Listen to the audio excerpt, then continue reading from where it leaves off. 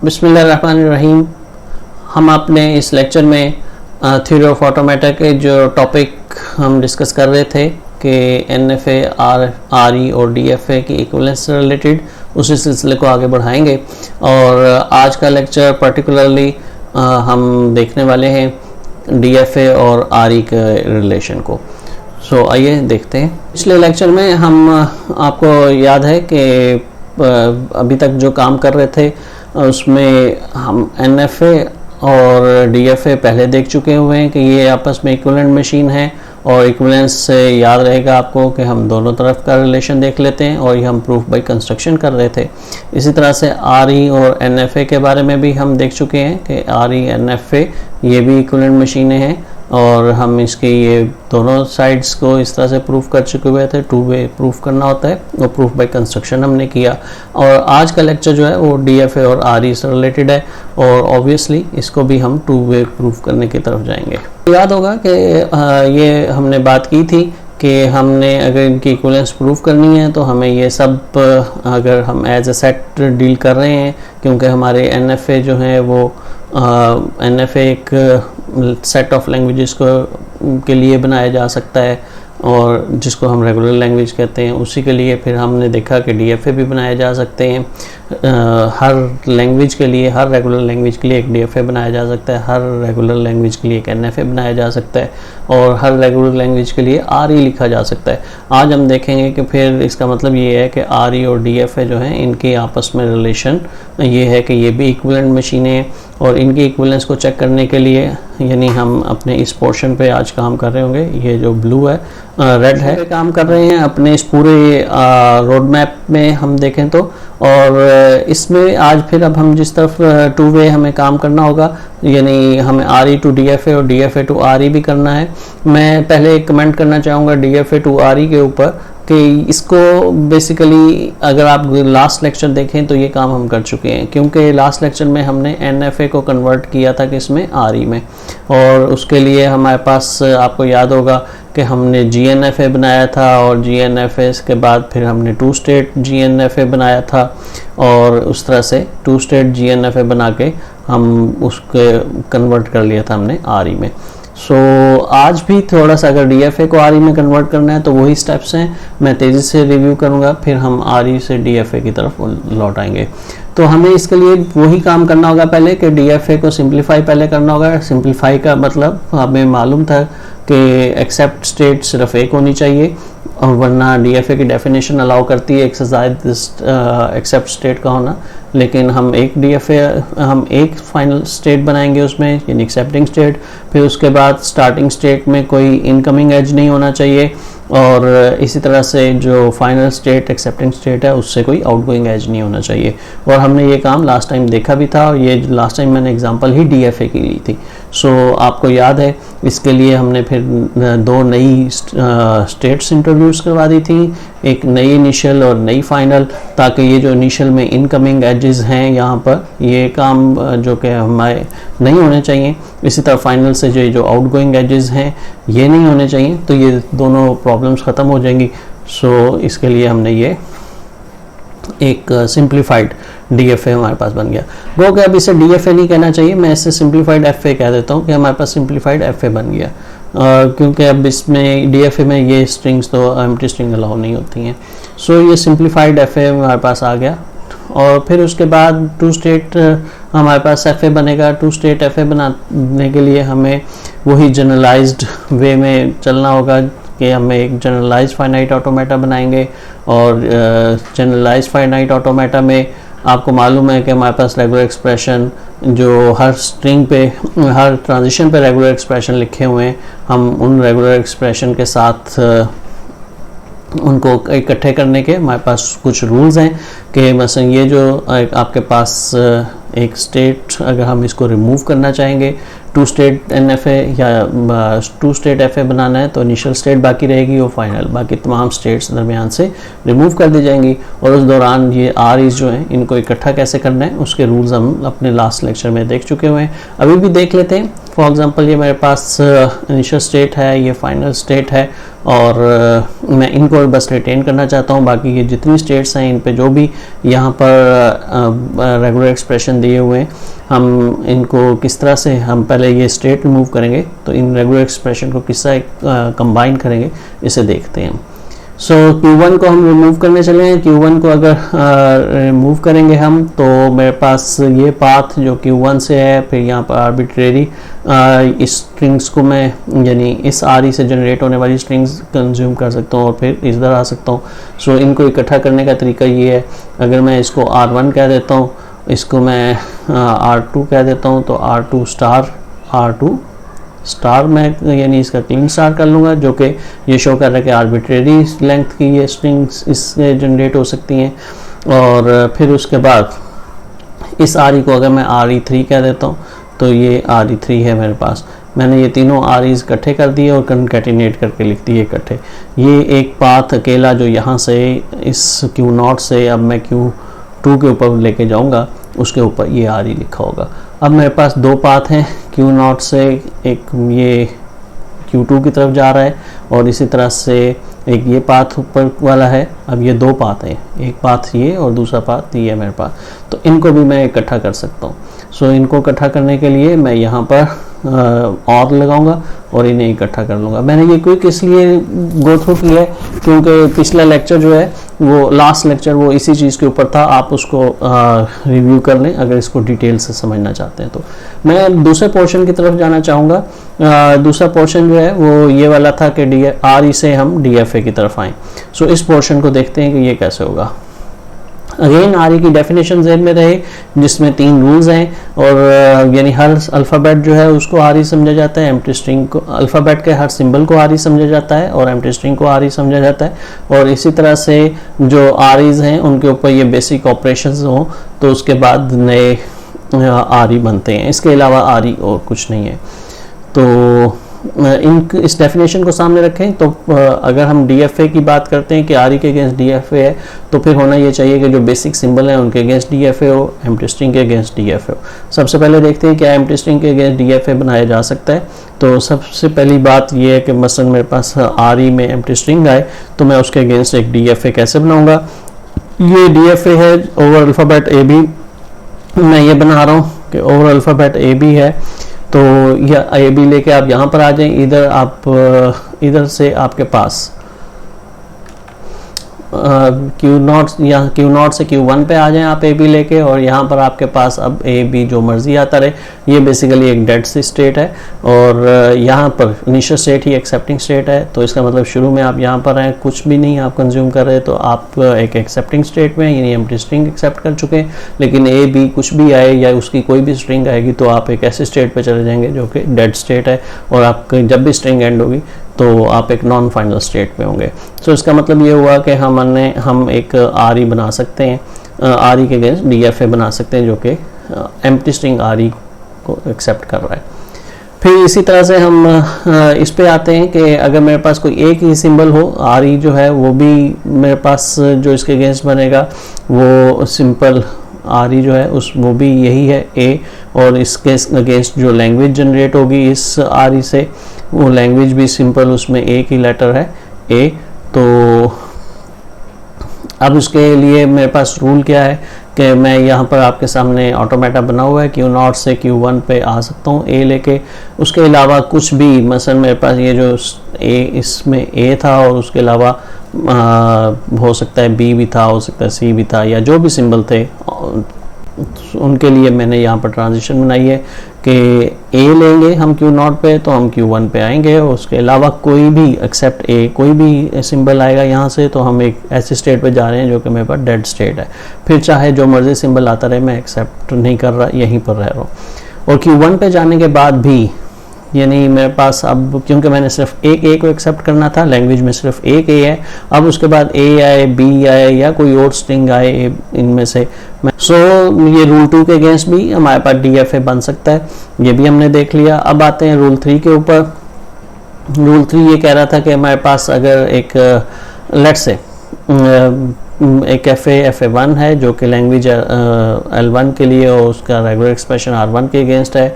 इसी तरह FA2 एक R2 रेगुलर एक्सप्रेशन के अगेंस्ट है। तो फिर अगर इन रेगुलर एक्सप्रेशंस का आपस में यूनियन लेने से एक नया FA जनरेट हो, एक नया RE जनरेट होता है, तो उस RE के अगेंस्ट, लेट्स से ये R3 जनरेट होता है, तो इस R3 के अगेंस्ट मेरे पास FA3 होना चाहिए। सो इसको देखते हैं। फॉर एग्जांपल इसका तरीकाकार क्या है, मेरे पास मैंने दो FAs ले लिए, जो कि लेट्स से ये FA1 जो है ये किसी R1 के अगेंस्ट है, और R1 इस वक्त ये है कि तमाम वो स्ट्रिंग्स एक्सेप्ट की जा रही हैं जिसमें डबल A's आते हैं। डबल A कहने का मतलब कि यूँ इकट्ठा A आना चाहिए कम उसमें, और at least accept all words with double A in them. So ये डबल A ज़रूर आना चाहिए उसमें। सो R1 भी इसके अगेंस्ट लिखा जा सकता है कि मेरे पास लैंग्वेज है जिसमें A B जो मर्ज़ी आता रहे, मैं इसे अलाउ करता हूँ, लेकिन डबल A उसमें ज़रूर आना चाहिए। सो ये मेरे पास लैंग्वेज है कि जो कहती है कि इसके पास डबल A हो। फिर इसी तरह से एक और हम ले लेते हैं मशीन FA2, जिसे मैं कह रहा हूँ it accepts all words ending in B over alphabet AB। तो तमाम वर्ड्स जो कि B पे एंड हो रहे हैं वो मेरे लिए एक्सेप्टेबल है। ये इसके लिए भी RE सिंपल और आसान है आपका। ये लेट्स से R2 है आपके पास, all those words which end with B वो एक्सेप्टेबल है इसमें।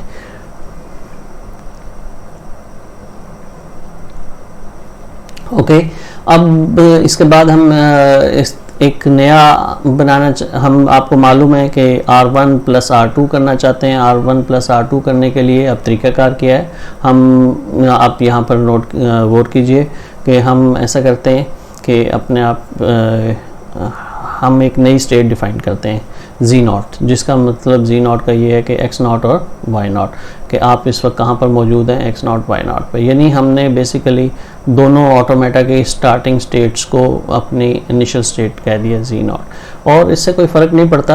आप अभी देखिएगा कि इसका कहने का मतलब ये है कि हम स्टार्ट पे इन दोनों जो अपने ऑटोमेटास हैं उनकी स्टार्ट पे या तो X0 पे होंगे या फिर हम Y0 पे होंगे। फिर इसके बाद हम यहाँ से A लेके हमारे पास हम कहाँ जाएंगे, इसके लिए हम देखते हैं कि X0 से अगर मैं A लेता तो मैं X1 पे चला जाता, और अगर मैं Y0 पे होता तो फिर A लेके मैं कहाँ पर जा सकता था, Y0 पे A लेके मैं Y0 पे ही रहता। तो इसका मतलब ये मेरे पास Y0 पे A लेके Y0 पे ही रहता, तो ये एक स्टेट बन गई। और ये पहले से डिफरेंट स्टेट है, लिहाजा इसको मैं डिफरेंट नाम दे दूँगा। मसलन इसको मैंने Z1 नाम दिया, Z0 नाम दिया था, तो इसको मैं Z1 नाम दे देता हूँ।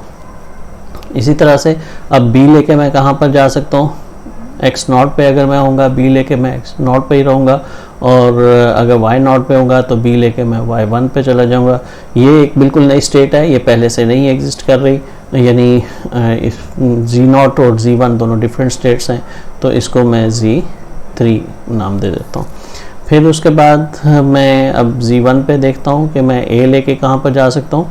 A लेके मेरे पास X1 पे A लेके मेरे पास है कि मैं X2 पे चला जाऊँ, और Y0 पे मैं A लेके Y0 पे ही रह सकता हूँ।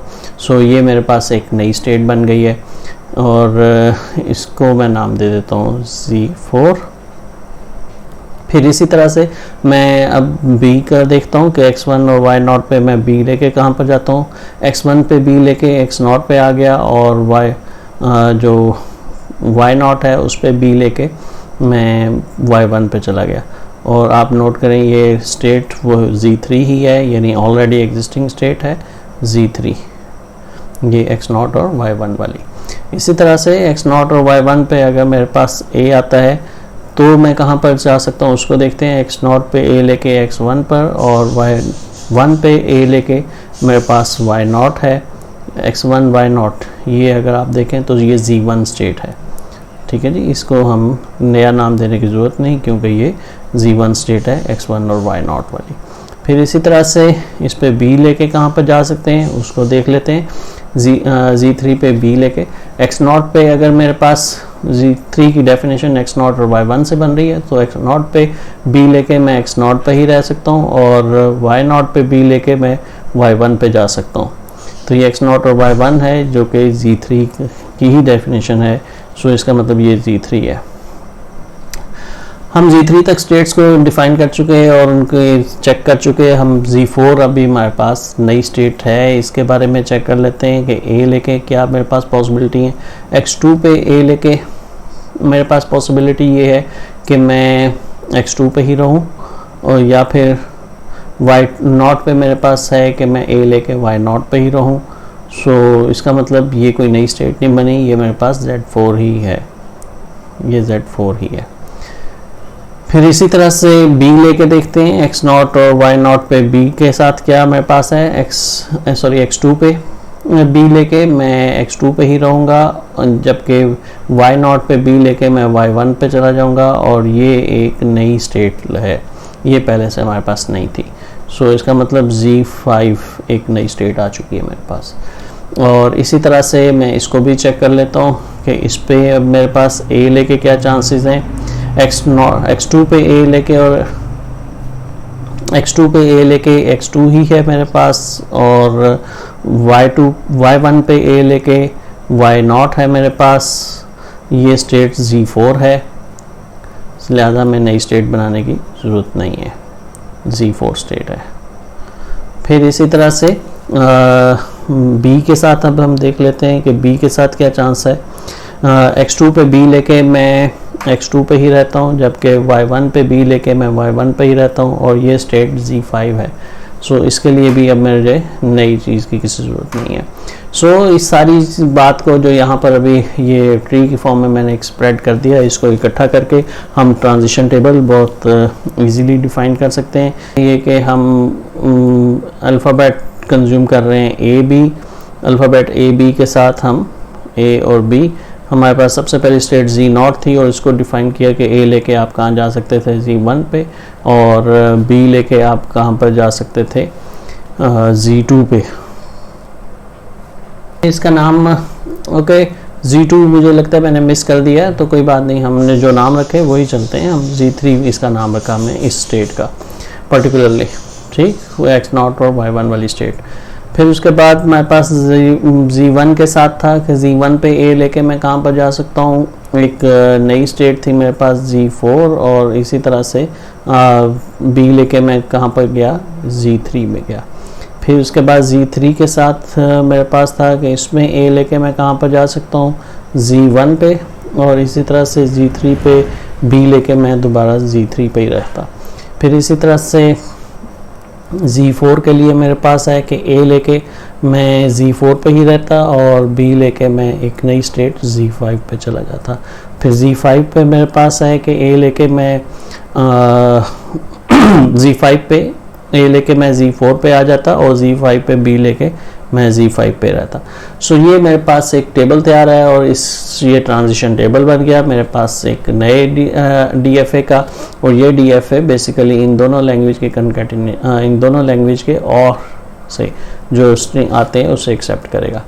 सो इसके अगेंस्ट आप मैं यहाँ ड्रॉ भी कर लेता हूँ ताकि हमें क्लियर हो जाए। सो z0 है, z1 है, z3 है, और z0 से a लेके z1 पे आप हैं, और b लेके z3 पे आप हैं। फिर इसी तरह से z1 पे है, a लेके आप z4 पे जा रहे हैं, एक स्टेट z4, a लेके आप z4 पे आ गए, और b लेके z1 पे b लेके आप z3 पे आ गए। सो b लेके यहाँ पर।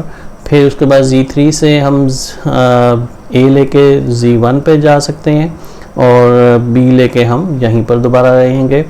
फिर इसी तरह से z4 से a का यहीं पर लूप है, जबकि b के लेके मैं z5 पे आ जाऊँगा। ये मेरे पास z5, और फिर इसी तरह से z5 पे ये है कि a लेके मैं z4 पे चला जाऊंगा, और b लेके मैं z5 पे ही रहूँगा।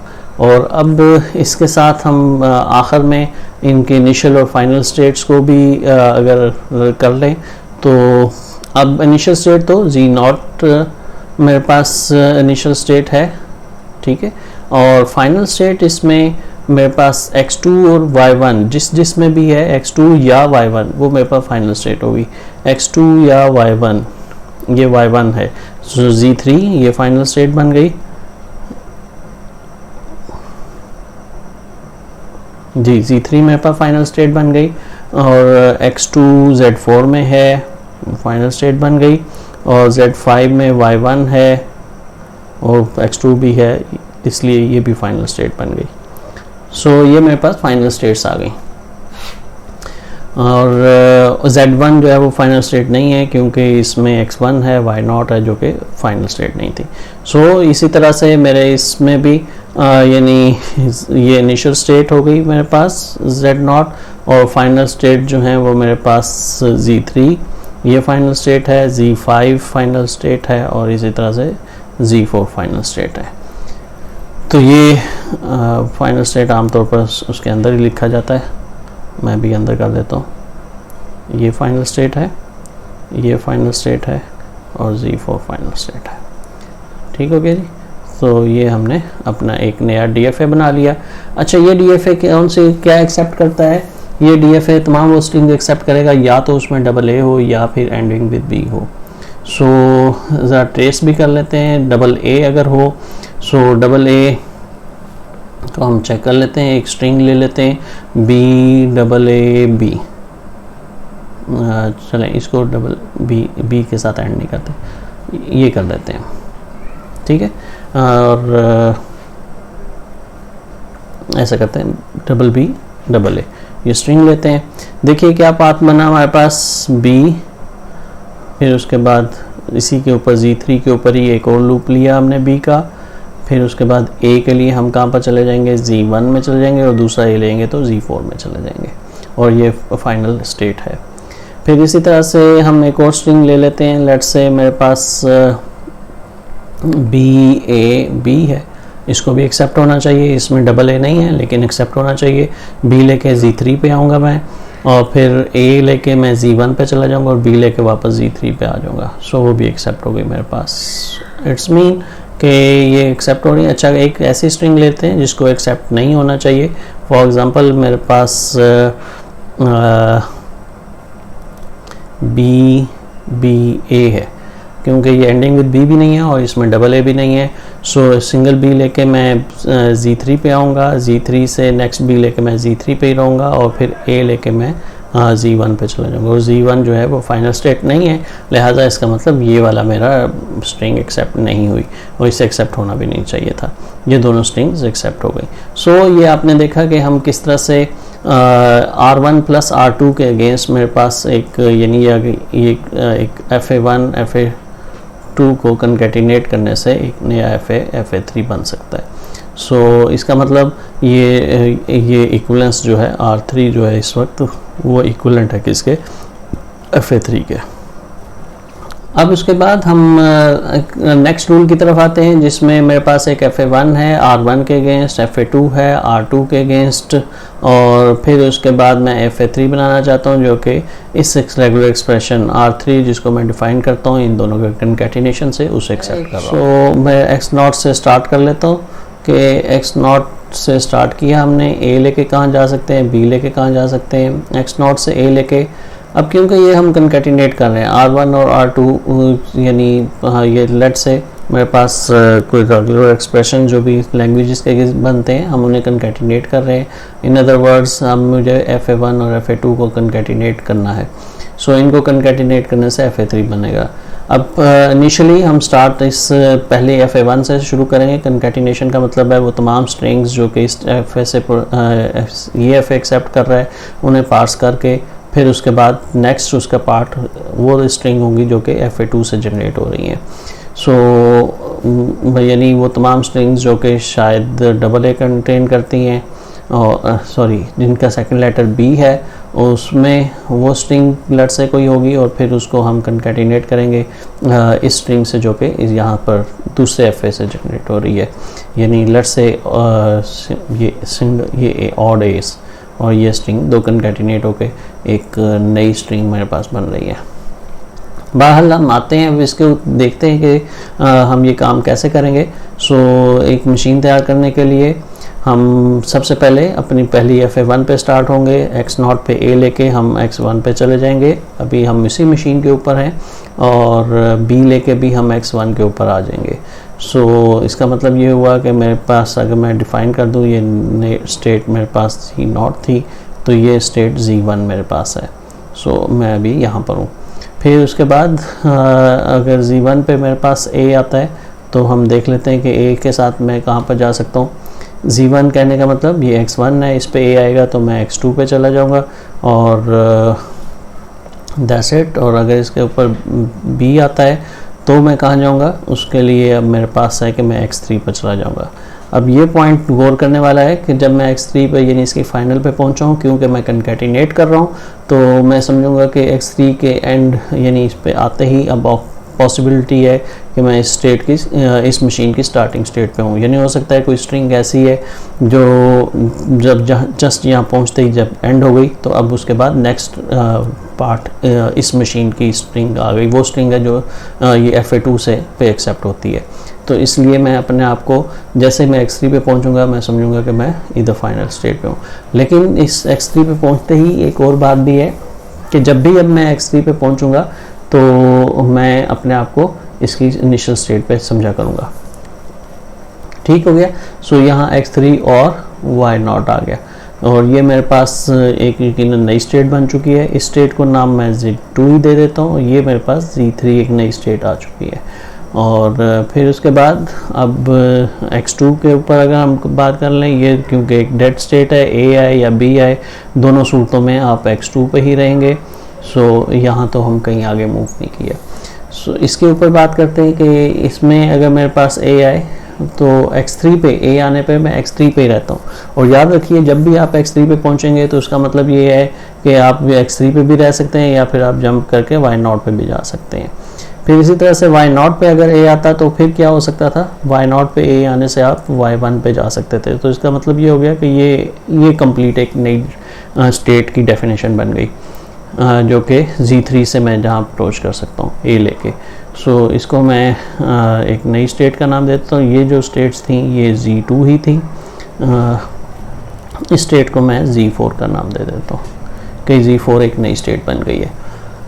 फिर इसी तरह से मेरे पास B लेके देखते हैं, Z3 पे B लेके कहाँ जाते हैं। x3 पे B लेने से मैं x3 पे ही रहूँगा और अगेन x3 पे वापस आया हूँ, तो इसका मतलब y0 पे भी मैं अपने आप को समझूंगा। और फिर y0 पे B लेके मैं y0 पे रहता हूँ, तो ये कोई नई स्टेट नहीं बनी, ये बेसिकली मेरे पास Z3 ही है। It's okay. अब मैं यहाँ पर ये जो नई स्टेट आई है इसके लिए देखता हूँ कि यहाँ पर A लेके मेरे पास क्या ऑप्शन है। x3 पे A लेके मैं कहाँ पर जा सकता हूँ, x3 पे ही। और x3 पे जाने का मतलब x3 और y0 है। y0 पे A लेके मैं कहाँ जा सकता हूँ, y1 पे। तो यहाँ पे लिख देते हैं हम y1। और y1 पे A लेके कहाँ जा सकता हूँ, y0 पे। उसे दोबारा लिखने की ज़रूरत नहीं है। सो इसका मतलब ये हुआ कि ये वही स्टेट Z4 जो है वो रिपीट हो गई है। So this is Z4। फिर उसके बाद B के साथ देखते हैं कि अगर मेरे पास यहाँ पर B होगा तो क्या पॉसिबिलिटी है। x3 पे B लेके मैं x3 पे रहता हूँ और x3 पे होने का मतलब x3 और y0। फिर y0 पे B लेके मैं y0 पे ही रहता हूँ और y1 पे B लेके मैं y1 पे ही रहता हूँ। सो ये मेरे पास बन गया। और ये भी कह रहा है कि Z3, y0 और y1 ये मेरे पास स्टेट Z4 ही बनी, कोई नई स्टेट नहीं आई। सो ये ट्री यहाँ पर एंड हुआ। अब इसमें कोई नई स्टेट नहीं है जिसे हमने देखना हो। अब मैं इसके अगेंस्ट अपना ट्रांजिशन टेबल ड्रॉ कर सकता हूँ। उस ट्रांजिशन टेबल में मेरे पास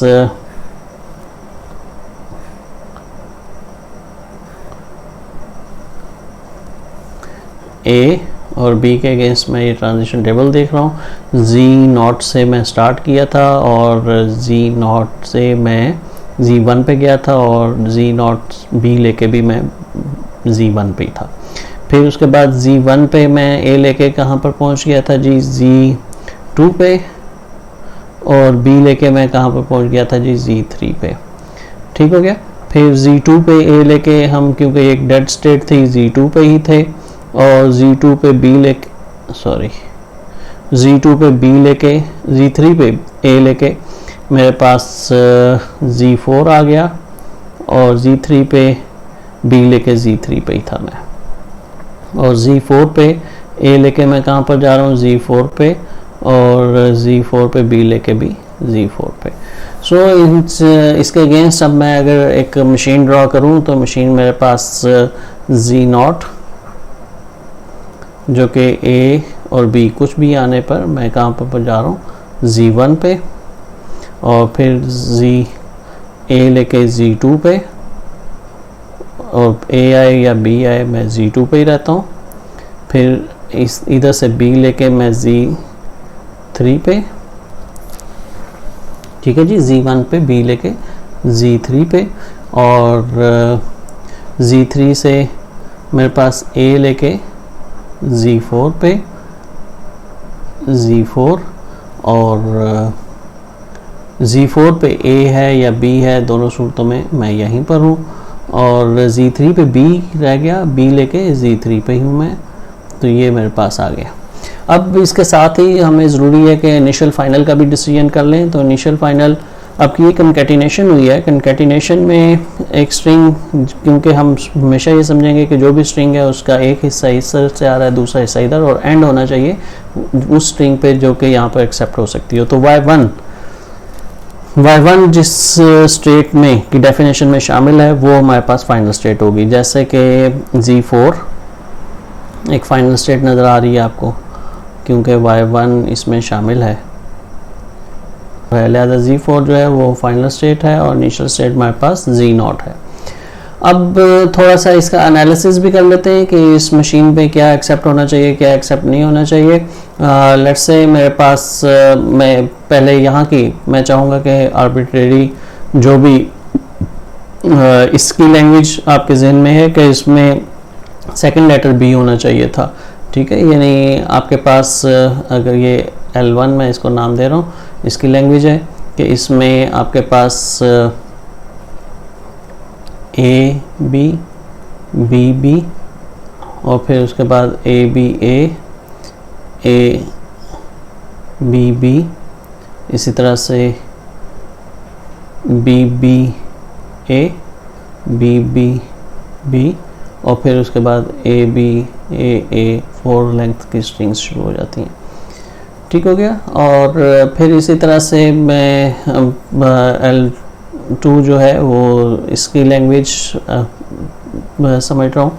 सो ऑड नंबर ऑफ एज, ये मेरे पास ऑड नंबर ऑफ एज की लैंग्वेज बन जाती है। अब मेरे पास जो रिजल्टेंट लैंग्वेज जो जनरेट हो रही है वो लैंग्वेज मेरे पास एक L3 लैंग्वेज जनरेट हो रही है जो कंकैटिनेशन से L1 L2 की, यानी A B की हो सकता है मैं A के साथ कंकैटिनेशन कर दूं, इसी तरह से A B की मैं ट्रिपल A के साथ कंकैटिनेशन कर दूं, सो ऑन A B की मैं सबके साथ करता चला जाऊं। और इसी तरह मैं एग्जांपल देना चाहूँगा कि मसलन B B की मैं A के साथ कर दूं, B B की ट्रिपल A के साथ कर दूं, एंड सो ऑन। और इसी तरह से आप समझ सकते हैं कि A B A की एक A के साथ कंकैटिनेशन कर दूं, A B A की ट्रिपल A के साथ कंकैटिनेशन कर दूं, सो ऑन। ये इस तरह से आप इसकी समझ सकते हैं लैंग्वेज जो जनरेट हो रही है।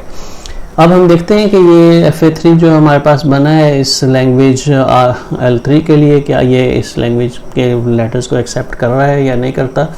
सो अगर मेरे पास कोई स्ट्रिंग इनमें से आ जाए, मसलन A B ट्रिपल A, और आप देख रहे हैं A B डबल A भी जनरेट हो रहा है। A B ट्रिपल A को चेक कर लें पहले। एक A से लेके मैं Z1 पे आ जाऊंगा, फिर B लेके मैं Z3 पे चला जाऊंगा, और उसके बाद एक A लेके यहाँ पर आर्बिट्रेरी एज मैं ले सकता हूँ। फिर इसी तरह से एक A B डबल A को भी मैं चेक करना चाह रहा हूँ, A B डबल A को भी चेक कर लें। एक A लेके आप यहाँ पर आ गए, फिर B लेके आप Z3 पे आ गए, फिर डबल A आप यहाँ पर कंज्यूम कर लेंगे। कोई स्ट्रिंग जो इस लैंग्वेज में नहीं है, मसलन इस लैंग्वेज में एक अकेला A हो, वो भी एक्सेप्ट नहीं होना चाहिए जो इस लैंग्वेज की स्ट्रिंग नहीं है। मसलन अकेला A वो भी एक्सेप्ट नहीं होना चाहिए और रिजेक्ट हो रहा है यहाँ पर अकेला ए, आप Z1 पे रहेंगे, दैट्स इट। अगर डबल ए हो तो भी एक्सेप्ट नहीं होना चाहिए, आप डबल ए के साथ भी एक्सेप्ट नहीं हो रहे।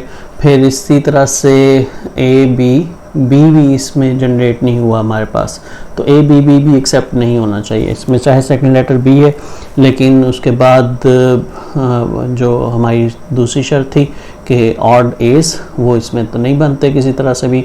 सो ए हम लेके Z1 पे आ गए, बी लेके हम Z3 पे आ गए, दूसरा बी कंज्यूम करके हम Z3 पे ही रहे, नहीं एक्सेप्ट हो रही। सो इसी तरह से ए बी ये आप समझ रहे हैं, ये सारी रोस्टिंग है जो एक्सेप्ट नहीं हो रही। तो ये हमारे पास एक FA3 बन चुका है जो कि R1 R3 की कंकैटिनेशन से बनने वाली लैंग्वेज को एक्सेप्ट कर रहा है।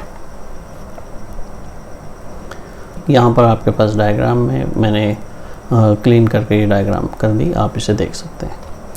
अब उसके बाद हम लास्ट चीज़ की तरफ आते हैं। अब हम जो काम कर रहे हैं, क्योंकि मैं उसे रिवाइज कर दूं कि हम RE के अगेंस्ट हम कन्वर्ट करना सीख रहे हैं RE को DFA में, और हमने उसके पहले 4 रूल्स देख लिए। अब रूल 5 की बात कर रहे हैं। रूल 5 ये है कि मेरे पास एक R रेगुलर एक्सप्रेशन लेट से है, उसके अगेंस्ट एक FA है, और अगर मैं R स्टार हो तो मेरे पास एक FA हो सकता है, जिसको यानी इस R स्टार को मैं एक नया रेगुलर एक्सप्रेशन कह रहा हूँ कि ये R1 के नाम से है, तो इसके लिए मेरे पास एक FA1 होना चाहिए, ये जो कि इस रेगुलर एक्सप्रेशन के क्लीन स्टार लेने से जो नई लैंग्वेज बनती है उसे एक्सेप्ट करे। सो आइए देखना शुरू करते हैं। सबसे पहले हम एक सादा सी आसान एग्जांपल ले लेते हैं। ये मेरे पास FA है जो कि सिर्फ A, यानी मैं ओवर अल्फ़ाबेट A भी all string of only A's, sorry ये all strings of only A's नहीं, इट एक्सेप्ट ओनली A। मैं एक लैंग्वेज ले रहा हूँ जिसमें सिंपल A है, दैट्स इट। सो उसके लिए मैं ये बना रहा हूँ। सो मेरे पास एक लेटर A, उससे मैं फाइनल स्टेट पे आ जाऊँगा, उसके अलावा कुछ भी आएगा या उससे पहले A के अलावा भी कुछ भी आया तो फिर मैं रिजेक्टिंग स्टेट पे चला जाऊँगा। अब इसके अगेंस्ट अगर मैंने A स्टार बनाना है तो A स्टार मेरे पास जो बनेगा रेगुलर एक्सप्रेशन, वो बेसिकली इसका मतलब ये है कि इसकी लैंग्वेज जो इससे जनरेट हो सकती है वो इस रेगुलर एक्सप्रेशन से, वो लैंग्वेज है कि इसमें एम्प्टी स्ट्रिंग भी शामिल है, इसमें A भी शामिल है, डबल A भी शामिल है, और आर्बिट्रेरी लेंथ की स्ट्रिंग्स शामिल है। सो अब एक चीज़ तो सबसे पहले जहन में रखिएगा, यहाँ पर एम्प्टी स्ट्रिंग एक्सेप्ट नहीं हो रही थी, लेकिन अब एम्प्टी स्ट्रिंग एक्सेप्ट होगी। तो जब भी आप किसी रेगुलर एक्सप्रेशन का जो भी गिवन है उसका जब स्टार लेंगे तो उस रेगुलर जो नया FA होगा उसे एम्प्टी स्ट्रिंग एक्सेप्ट करनी चाहिए। तो ये एक पॉइंट आप अपने जहन में रखिए। अब उसके बाद मज़ीद आगे हम कुछ रूल्स डिफ़ाइन कर लेते हैं, देखते हैं कि किस तरह से ये हमारे पास बन सकता है। बहुत आसान है। उसी तरह से हमें अपने आप को समझना है कि हम स्टार्टिंग इनिशियल स्टेट x0 पे हैं और x0 से हम शुरू कर रहे हैं, और A लेके हम कहाँ पर जा सकते हैं, x1 पे जा सकते हैं, B लेके हम कहाँ जा सकते हैं, x2 पे जा सकते हैं। मैं इनको नए नाम दे रहा हूँ इन स्टेट्स को, इसको मैं Z0 कहता हूँ, लेट्स से इसको मैं Z1 कहता हूँ, इसको Z2 कह रहा हूँ। लेकिन मैं दोबारा से रिपीट करता हूँ इस पॉइंट को ख़ास तौर पर, क्योंकि जो इम्पोर्टेंट है कि x0 से मैं A लेके कहाँ आ गया, x1 पे। पिछले कंकैटिनेशन में भी आपने देखा था, अब वही टेक्निक हम दोबारा यूज़ करेंगे, क्योंकि ये जो भी लैंग्वेज बन रही है R स्टार, वो बेसिकली कंकैटिनेशन हो रही है। कंकैटिनेशन में हमने ये पढ़ा था कि जब एक हमारा FA का एंडिंग आ जाती थी, एंडिंग स्टेट फाइनल स्टेट आती थी, तो हम बेसिकली अपने आप को एज्यूम करते थे कि हम दूसरे की ये किस इनिशियल स्टेट पे हैं। ये कोई y0 था, ये x3 था, आपको याद हो। तो जब मैं इसकी फाइनल पे होता था तो मैं अपने आप को इनिशियल पे लाता था। तो अब एक ही FA है, इसकी जब भी फाइनल पे पहुंचेंगे तो बेसिकली हम समझेंगे कि हम इनिशियल पे भी हैं। सो यही काम हम करेंगे कि हम x1 या फिर x0, यानी x0 से A लेके या तो आप x1 पर हैं या फिर आप x0 पर हैं। तो इसको मैंने Z1 नाम दिया है। क्लियर हुआ? फिर इसी तरह से Z1 पे जब मैं A लेता हूँ तो इसका मतलब x0 और x1 को मैंने चेक करना है। तो x0 पे A का मतलब फिर आपके सामने है कि x1 है, और x1 पे होने का मतलब x0 भी है, तो ये दोनों एक्टिव और x1 पे a का मतलब बहरहाल x1 पे a लेके मैं x2 पे जा रहा हूँ। सो ये मेरे पास एक स्टेट बन गई, और यकीनन ये भी एक नई स्टेट है जिसको मैं अपने पास Z3 नाम दे देता हूँ। फिर इसी तरह से मैं देखता हूँ कि x0 पे b लेके मैं x2 पे जाऊँगा, x1 पे होऊंगा तो b लेके x2 पे जाऊँगा। ये वो पुरानी स्टेट ही है जिसको Z2 नाम दिया था। और Z2 को अभी अपने चेक करना था, सो Z2 को भी चेक कर लें कि Z2 पे a लेके आप कहाँ पर जाते हैं, आप Z2 पे ही रहते हैं, और Z2 पे यानी b लेके आप कहाँ जा रहे हैं। बेसिकली x2 को आप देख रहे हैं कि x2 पे a लेके आप x2 पे ही हैं, और इसी तरह x2 पे b लेके भी आप x2 पे ही हैं। सो कोई नई स्टेट नहीं बनी, ये बेसिकली Z2 हुई है, ये भी Z2 हुई है, और ये भी Z2 हो गई, ये Z3 थी। हम Z3 को फर्दर एक्सप्लोर कर लेते हैं कि इस पे a लेके हमारे पास चांस है। x0 पे जाने का मतलब a लेने का मतलब x1 है, और x1 पे आने का मतलब x0 को भी एक्टिवेट करना है क्योंकि x1 फाइनल स्टेट है। x1 पे अब a लेने का मतलब x2 पे जाना है, तो हम x2 पे पहुंच जाते हैं। x2 पे a लेने का मतलब x2 को एक्टिवेट करना है, तो ये x2 ही हमारे पास पहले ऑलरेडी है सेट में शामिल, तो ये मेरे पास स्टेट Z3 ही है। इसी तरह से b लेके देखते हैं कि x0 पे b लें तो x2 पे जाते हैं, x1 पे b लें तो भी x2 पे जाते हैं, x2 पे b लेंगे तो x2 पे ही रहेंगे। ये मेरे पास Z2 ही है, और इसको भी ये Z3 थी। सो इन तीनों चीज़ों को इकट्ठा करें, सम अप करें तो मेरे पास जो टेबल बनता है, अब क्योंकि कोई नई स्टेट नहीं आई तो टेबल क्या बन रहा मेरे पास उसको देख लें एक नज़र कि मेरे पास जो टेबल सामने आया उसमें मेरे पास A और B को कंज्यूम करते हैं। A B को Z0 पे मेरे पास थी पहली स्टेट, A लेके मैं Z1 पे पहुंच गया था, और B लेके मैं Z2 पे पहुंच गया। Z1 पे A लेके मैं Z1 पे A लेके Z3 पे पहुंचा, और Z1 पे B लेके मैं Z2 पे पहुंचा। Z2 पे A लेके हम पहुंच गए Z2 पे ही, और Z2 पे B लेके भी Z2 पे ही रहे। Z3 में A लिया हमने कंज्यूम किया तो हम Z3 पे ही रहे, और Z3 पे B लिया तो हम Z2 पे आ गए। सो इसके Z0 Z1 Z2 Z3 ये चार मेरे पास हैं स्टेट्स, और Z0 पे A लेके मैं Z1 पे, और B लेके मैं Z2 पे। फिर इसी तरह से Z1 पे A लेके Z3 पे, और B लेके आप Z2 पे। फिर इसकी तरह से Z2 पे A B जो भी आ जाएगा आप Z2 पे ही रहेंगे। फिर Z3 पे आपके पास A आएगा तो आप वहीं पर रहेंगे, और B आ जाएगा तो आप वापस Z2 पे चले जाएंगे। ये आपके पास मशीन बन गई, और इसमें इनिशियल फाइनल स्टेट को डिसाइड कर लेते हैं। इनिशियल स्टेट ये फिर क्योंकि कंकैटिनेशन है तो एक सबसे पहली बात तो इनिशियल स्टेट जो है वो फाइनल स्टेट होगी, हमने ये डिसाइड किया था एक चीज़ ये। और फिर उसके बाद हमने जो हमारे पास फाइनल स्टेट है इसकी मशीन की x1 जहाँ पर है हम उसको फाइनल स्टेट कंसीडर कर लेंगे। x1 Z1 में है, इसको फाइनल स्टेट ले लिया हमने। Z2 में x1 नहीं है, वो x2 पे है। Z3 में हमारे पास x1 है, लिहाजा इसको भी फाइनल स्टेट ले लिया हमने। तो मेरे पास इस वक्त फाइनल स्टेट्स ये Z0 जो है ये इनिशियल भी है, फाइनल भी है। Z1 जो है ये फाइनल स्टेट है, Z3 जो है ये भी फाइनल स्टेट है, और Z2 जो है ये रिजेक्टिंग स्टेट है। और अब आप देखें ये स्ट्रिंग एम्प्टी स्ट्रिंग को भी एक्सेप्ट कर रहा है, हम यहीं पर हैं, एम्प्टी स्ट्रिंग एक्सेप्ट हो गई। फिर उसके बाद A एक्सेप्ट करना है, Z1 पे आ जाएंगे, एक्सेप्ट हो गया। डबल A एक्सेप्ट करना है Z3 पे, और ऑल A's यहाँ एक्सेप्ट हो रहे हैं। जब भी B आएगा तो रिजेक्टिंग स्टेट पे होंगे। सो ये एक बहुत सिंपल एग्जांपल हो गई जिसमें हमने FA एक हमारे पास गिवन था जो कि रेगुलर एक्सप्रेशन R को एक्सेप्ट कर रहा था, हमने R स्टार के लिए FA बना लिया। तो हमने अपने आज के लेक्चर में देखा कि किस तरह से हम RE और DFA के इक्विवेलेंट समझ सकते हैं। हमने हर RE के अगेंस्ट DFA बनाना देखा, और ये सारे प्रूफ बाय कंस्ट्रक्शन थे। और इसी तरह DFA के अगेंस्ट RE भी बनाना सीखा, वो भी प्रूफ बाय कंस्ट्रक्शन था।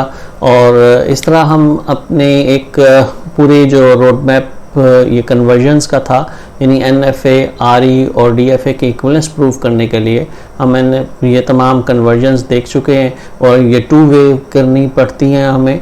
आपने इस बात को भी समझा कि ये किस तरह से मैथमेटिकली जब हम 2 सेट्स को इक्विवेलेंस प्रूव करनी होती है उनकी, तो हमें शो करना होता है कि एक सेट दूसरे का सबसेट है और दूसरा सेट जो है वो पहले का सबसेट है, और जब दोनों एक दूसरे के सबसेट हों तो वो बेसिकली इक्विवेलेंस प्रूव होती है।